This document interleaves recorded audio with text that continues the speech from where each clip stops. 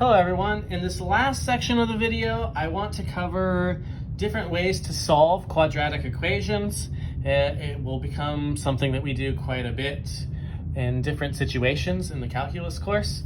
So I'm going to talk about, there are a few different methods for factoring that people try, but what I'm going to use is the AC method for factoring, particularly when we have a leading coefficient that is not 1.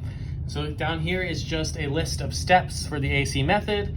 First off, you're going to factor out a greatest common factor no matter what happens, but then we multiply A times C to find the number that we're looking for. Two numbers that multiply to A times C, and they have to add to B. Then that will help us find the two middle terms we would have had and combined after using the distributive property if we were multiplying the two binomials together potentially.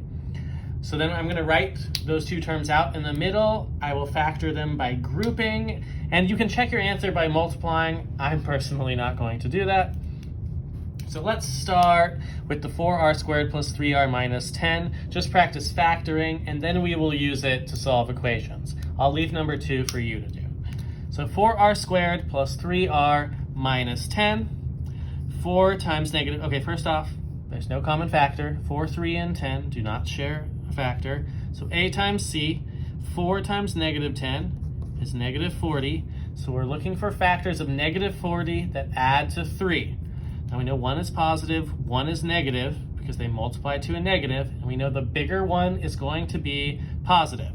Now this should be 8 and negative 5. Now what I will do is that helps me break my middle term apart. That means it'll be 4r squared plus 8r minus 5r minus 10. If you have a different method for factoring, I will totally be okay with that. In any situation you use it, just make sure you do it correctly. Now, looking at these, it doesn't matter what order you put your middle terms in, we can still factor by grouping either way. So 4r squared and 8r share 4r, and if we divide that out or factor it out, it leaves r plus 2. Similarly, negative 5r minus 10, they share a negative 5. And if the leading term has the negative, take the negative with it, regardless of whether they share it or not. And they also leave r plus 2, which means this factors into 4r minus 5 times r plus 2. Realistically, we actually factor the r plus 2 out because they share, both terms share something, so the r plus 2 can be factored out, and what's left on the outside gets combined together in the second term. So again, I'm leaving number 2 for you to do. Let's see how this affects equations solved by factoring. So when you're solving quadratic equations, there are a variety of ways to do it. Most likely, I tend to find that students will either solve by factoring when possible, or they'll use the quadratic formula. We also have completing the square, but students tend to not prefer completing the square when given the choice. So we're first going to solve by using the zero factor property, which is essentially solving by factoring. So we will fully factor, and then we will recognize that if two things multiply together to be 0, one of them must be 0.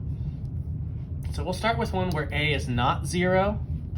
So step 1 is to make sure you have simplified and combined all of your terms. And then step 2 is get everything to one side to make sure you're equal to 0, because that's the only way we can apply that zero factor property. And then our goal is to factor. 1 already has step 1 and 2 completed, so we get to start with step 3, which is factor, and it's an A equals 1, so it's pretty simple.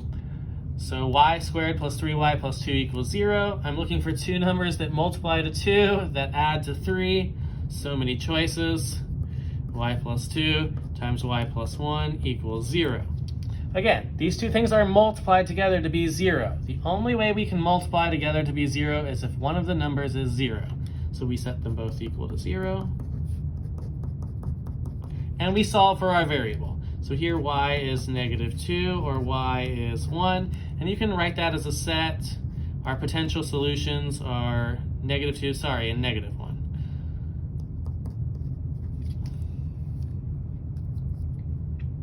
Now, This also works when we're applying the AC method. So let's look at number 3. I'm going to leave 2, and 4 is a special situation for you to remind yourself how to do. So we've got 6r squared minus r minus 2. If we multiply 6 times negative 2, or a times c, we get negative 12. We're looking for the factors of negative 12 that add to our negative 1. That would be negative 4 and 3. So 6r squared minus 4r plus 3r minus 2 equals 0. Factor by grouping, these two share a 2 and an r. They leave 2r or 3r minus 2. 3r minus 2 don't share anything, so technically they share a 1. So our two factors are 2r plus 1 and 3r minus 2 equal to 0. And we set each individually equal to 0 because, again, if two numbers multiply to 0, one of them has to be 0. And from here, we solve for our variables, which means moving the 1 to the other side by subtracting and dividing by 2. So r is negative 1/2. Here, r should be 2/3. And again, you can write them in a solution set, but I'm also okay with you leaving them like this, because the majority of the time in calculus we'll end up using those for something else. Now quickly, we'll cover completing the square. I can talk you through the steps, but I really would like to look at one as an example and not talk you through it theoretically, and I'll leave a second one for you to do. So looking at completing the square, we've got x squared plus 6x plus 2. Now the goal in completing the square is to put it in a form where we can take a square root. And that means, essentially, I have got to get it in a form where when I factor it, I get the same factor twice on one side so that I can take the square root. The way that we do this is if there's an a, we divide by a. In this case, a is 1, we don't need to. From there, we take our constant and we move it to the other side. And by subtracting, in this case, and what I like to do is leave a blank on that side, and after I move the negative 2 now on the other side, I leave a plus blank here, because I'm going to have to add something to complete the square.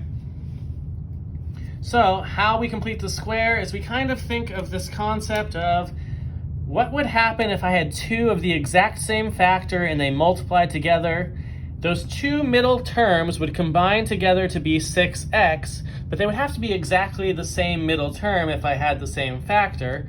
So if two of the same thing added to 6x, I could kind of figure out what that is by taking that 6 and x and dividing it by 2. But we're just going to take the coefficient 6 and divide it by 2 to get 3. Now, if we think about when we multiply two binomials together, if they are the same, the last term, which is what we're missing here, is usually one constant times another, but these are the same constant. So I'm going to take 3 times 3 and square it and get 9. Now, I've added 9 to the left side. To make sure that these two things are still equal, I will add 9 to the right. Now, I need to turn this left side into something squared. I can kind of think of it as I'm going to try to factor the left side. What are two numbers that multiply to 9, that add to 6? It should be 3 and 3, or x plus 3 squared. On the right side, I should have 7. And from here, this is now something I can take the square root of. So I'll take the square root of both sides. X plus 3 squared equals the square root of 7. So this means x plus 3 equals, remember, plus or minus square root of 7. When you introduce the square root, you must have your plus or minus. And then the last thing to do is get x by itself. X is negative 3 plus or minus the square root of 7. These are two different answers. One of them is negative 3 plus the square root of 7. The other is negative 3 minus the square root of 7. Now, most students will not use this. They will instead use the quadratic formula if factoring fails.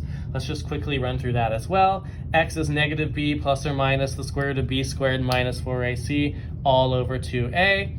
You get the quadratic equal to 0. You plug your a, b, c into the formula and you simplify. Now, since most students are already relatively familiar with how to do the quadratic formula, I'm going to leave both of these for you to practice. In addition, I'm going to leave number 2 on completing the square for you to practice. Be careful, it does have an a and creates some fractions you have to deal with. But otherwise, this is the entirety and the finished product of review